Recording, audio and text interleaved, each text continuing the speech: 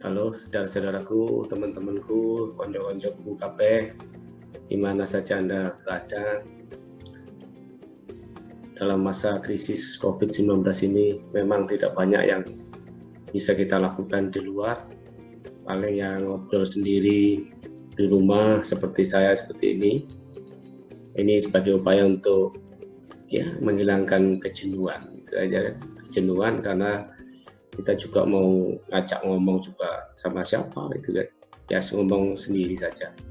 Saya ingin berbagi informasi, nanti suatu saat barangkali teman-teman juga ingin ngajak diskusi, ya monggo saja lewat aplikasi Zoom atau aplikasi yang lain ya, sebagai sharing untuk menghilangkan kejenuhan. Kali ini kita bicara COVID-19 ini luar biasa. Kalau saya ikuti itu kan di media televisi, di website online itu kan, ternyata orang yang terpapar COVID-19 ini di tanggal 2 April 2020 itu sudah ada 1.677. Dan kalau saya lihat perkembangan tiap hari yang terpapar COVID-19 itu hampir 100 orang, dan itu tersebar di berbagai daerah. Tetapi yang terbanyak itu ada di Jakarta, Jawa Barat, Banten, itu di beberapa daerah yang banyak yang terpapar. Ini menunjukkan bahwa virus ini luar biasa, dan itu juga menunjukkan bahwa ada beberapa orang yang masih belum disiplin untuk menjaga diri agar tetap di rumah, lindungi diri, lindungi sesama. Tujuannya apa kita tinggal di rumah? Agar orang lain itu tidak tertular. Jadi sekali lagi bahwa perkembangan virus ini luar biasa dari hari per hari, sehingga pemerintah ini mengambil kebijakan secara cepat menurut saya dengan melakukan beberapa kebijakan. Indonesia belum lockdown, nah ini yang menarik untuk kita kaji ya. Nah, apakah betul bahwa sebagian besar orang itu ingin Indonesia itu akan di lockdown secara total gitu ya, secara total itu yang sangat menarik untuk kita pahami bersama. Mengapa kelihatan pemerintah ragu-ragu? Apakah betul Pak Jokowi ini ragu-ragu mengambil kebijakan lockdown, ataukah memang ada sesuatu hal yang lebih berbahaya dampaknya kalau Indonesia itu melakukan lockdown? Nah, itu yang perlu kita bahas barangkali ya, daripada kita nganggur di rumah gitu kan, ngobrol-ngobrol gitu kan. Saya cari teman ngobrol tidak ada, ya sudah kita ngobrol sendiri, saya ngobrol sendiri itu, barangkali ini hanya sharing saja. Iya, lockdown itu tidak kenal di Indonesia sebenarnya. Yang dikenal adalah karantina ya. Dan lockdown itu diatur di dalam Undang-Undang Republik Indonesia nomor 6 tahun 2018 tentang kekarantinaan kesehatan ya. Ini yang dikenal ya. Jadi tidak ada istilah lockdown ya. Lockdown itu adalah karantina itu kalau bahasa Indonesianya ya. Jadi karantina itu sebenarnya ya pembatasan lah kegiatan, pemisahan orang yang terpapar ya, kemudian dipisahkan dengan orang yang tidak terpapar. Kemudian barang-barang yang dianggap terpapar oleh virus corona itu dipisahkan dengan barang-barang yang tidak terpapar. Jadi intinya itu adalah karantina, itu kan. Ya, ini tidak menggurui, tapi ini bahasa dari undang-undang. Jadi kalau saya rangkum di dalam undang-undang itu ada karantina rumah, ya, karantina rumah sakit, karantina wilayah, karantina pembatasan sosial skala besar. Apa tanggung jawab pemerintah ketika lockdown atau ketika wilayah itu dikarantina? Nah, ini yang kenapa Pak Jokowi itu maju mundur lockdown? Mungkin ya banyak persoalan, banyak hal-hal yang perlu dipikirkan. Kalau teman-teman yang sudah menjadi ASN ya, ini kan walaupun kerja di rumah ya, work from home ya, mereka tetap mendapat gaji. Tapi bagaimana teman-teman yang bekerja mencari penghasilan itu di jalanan, misalnya teman-teman ojek online, kemudian teman-teman yang mencari nafkahnya itu dengan jualan di jalan, pinggir jalan ya, warteg, warkop gitu kan. Nah mereka itu kan nggak bisa cari uang, dan itu harus dipikirkan. Itu yang menjadi pikiran mungkin Pak Jokowi, kenapa lockdown itu belum bisa dilakukan, karena ketika kita melockdown otomatis kita juga menghentikan penghasilan seseorang. Apa tanggung jawab pemerintah ketika lockdown atau ketika wilayah itu dikarantina? Nah ini yang kenapa Pak Jokowi itu maju mundur lockdown, mungkin ya banyak persoalan, banyak hal-hal yang perlu dipikirkan. Kalau teman-teman yang sudah menjadi ASN ya, ini kan walaupun kerja di rumah ya, work from home ya, mereka tetap mendapat gaji. Tapi bagaimana teman-teman yang bekerja mencari penghasilan itu di jalanan, misalnya teman-teman ojek online, kemudian teman-teman yang mencari nafkahnya itu dengan jualan di jalan, pinggir jalan ya, warteg, warkop gitu kan. Nah mereka itu kan nggak bisa cari uang, dan itu harus dipikirkan. Itu yang menjadi pikiran mungkin Pak Jokowi, kenapa lockdown itu belum bisa dilakukan, karena ketika kita melockdown otomatis kita juga menghentikan penghasilan seseorang. Nah itu yang perlu dipikirkan ketika dilakukan sebuah karantina. Selama penyelenggaraan karantina rumah, kebutuhan hidup dasar bagi orang dan makanan hewan ternak yang berada dalam karantina rumah itu menjadi tanggung jawab pemerintah pusat.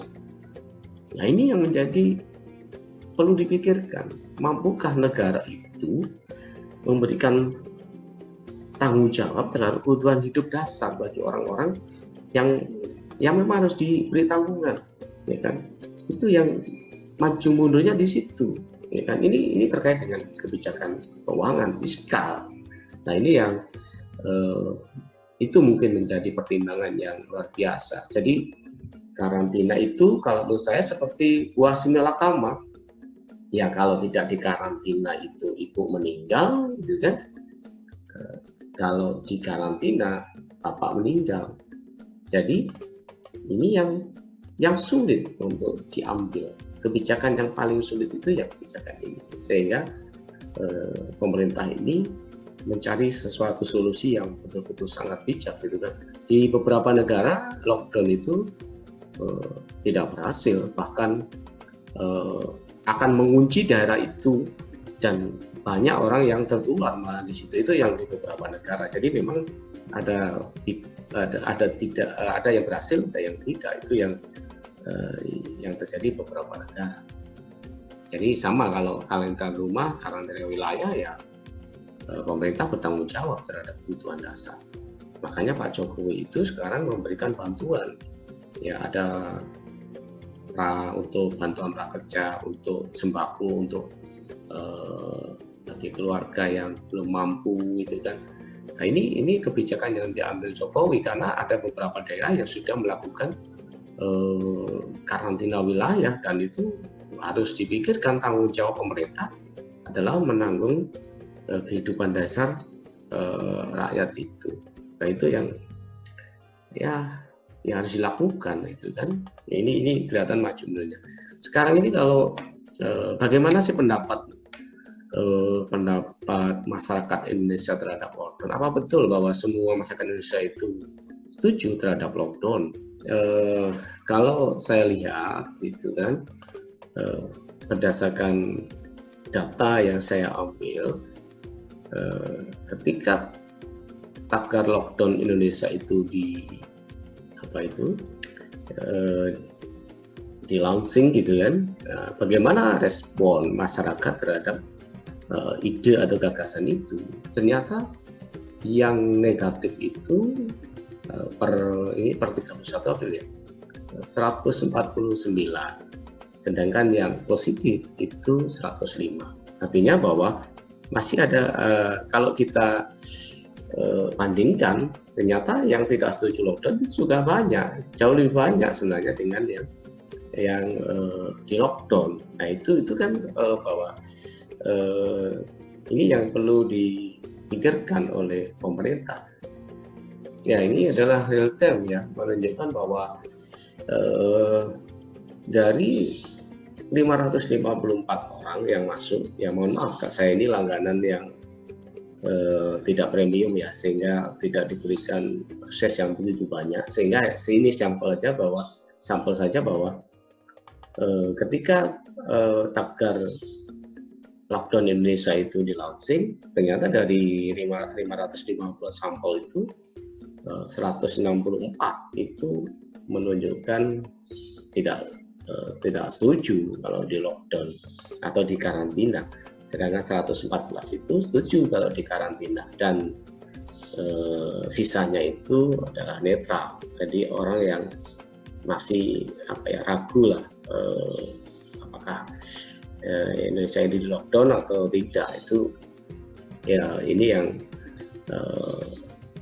yang kita dapat dari data dari Brand24 ya, yang mengunduh semua pembicaraan tentang lockdown Indonesia. Kalau dilihat dari paparan ini, sebagian besar orang-orang itu masih percaya betul terhadap informasi yang disampaikan oleh media mainstream ya, dalam bentuk news atau berita. Itu 34,3% ya, 34,3% itu orang masih percaya betul terhadap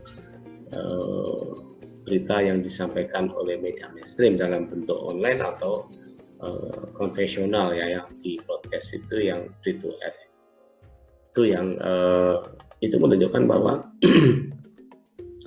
masyarakat kita masih percaya betul terhadap berita-berita yang disampaikan oleh media yang terpercaya. Karena media sosial itu kan kita belum maklumi, karena di situ belum tentu mengandung sebuah kebenaran, masih meragukan, penuh dengan hoax itu kan ya, itu sehingga perlu kita waspadai juga ya, bahwa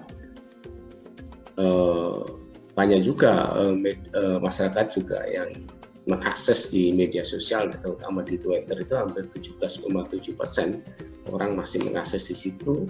Kemudian di web itu 24,4%. Ya, dan itu yang perlu dipikirkan, bahwa penyebaran COVID-19 ini juga rentan terhadap pemberitaan-pemberitaan yang mengandung tidak kebenaran ya, hoax itu banyak juga. Jadi sebenarnya kenapa pemerintah Indonesia itu tidak mengambil kebijakan lockdown, karena sebagian besar masyarakat Indonesia pun juga masih ragu gitu kan terhadap keputusan lockdown itu, dan juga sebagian besar itu ternyata ya tidak setuju kalau lockdown itu dilakukan ya. Terus terang, karena ini terkait dengan bagaimana kehidupan selanjutnya setelah lockdown ya. Lockdown tidak cukup sehari 2 hari, bisa berbulan-bulan, bisa lebih dari 5 bulan. Dan bagaimana kehidupan dasar, artinya kebutuhan dasar mereka itu, siapa yang memenuhi itu yang perlu dipikirkan.